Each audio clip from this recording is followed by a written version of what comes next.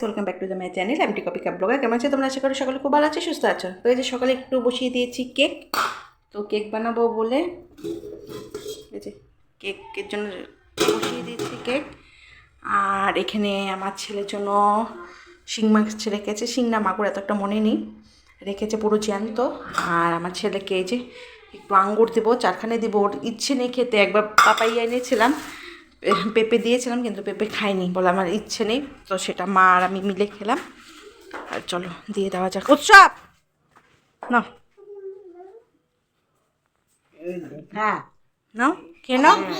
এটা black grapes, কালকে খেয়েছিলে না?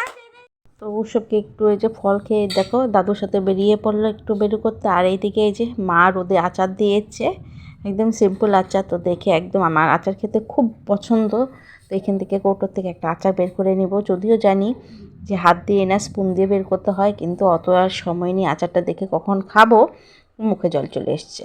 তো এটা হলো জলপাই আচার। দেখো জলপাইটা পুরো শুকিয়ে গেছে, আর মশলাগুলো ভালো করে ঢুকেছে। আর এই দেখো লঙ্কাগুলো তো একদম ঝাল নেই, পুরো নুন ঢুকে গেছে আর টকও ঢুকেছে। আর খেতে যা লাগছিল না বলার মতো নেই। আমি করে করে না 2-3টে লঙ্কা খেয়ে নিয়েছি।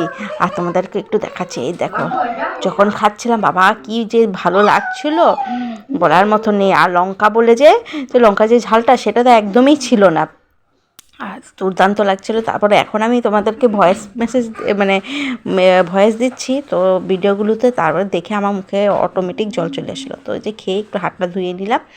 তো হাতটা ধুয়ে হাতটা মুছে নিলাম, ভেবেছি যে আর একবার খাবো নাকি, তো বলছে না খাবো না, তো খাওয়া ভালো না। তারপরে যে মাছ যে শিং মাছ এনেছিল সেগুলো এখন কিছুটা রেখে দিবে আর কিছুটা উৎসবের জন্য বানাবে।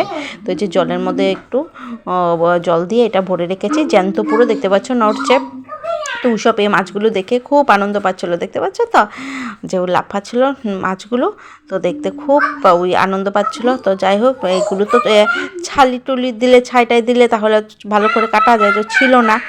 তো মা নুন দিয়ে কেটেছে। আর যে উৎসবের বন্ধু এসছে, উৎসবের বন্ধুর সাথে একটু খেলাধুলা করে এই যে আজকে উৎসবের দুপুরের লাঞ্চ নিয়ে বসে পড়েছি। আর এটা হলো আমার লাঞ্চ দুপুরে।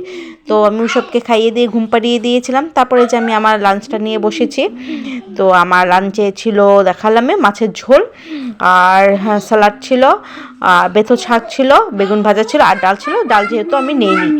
আর এইদিকে দেখো সন্ধে গড়েতে না গড়েতে উৎসব উঠে পড়েছিল, উৎসব একটু দুধ খেয়ে নিয়েছিল। তারপরে যে মামা এসছে, মামা স্কুটিটা রাখবে, ওর এটা প্রতিদিনের বাধা যে স্কুটার আনার পরে ও একটু চালাবে।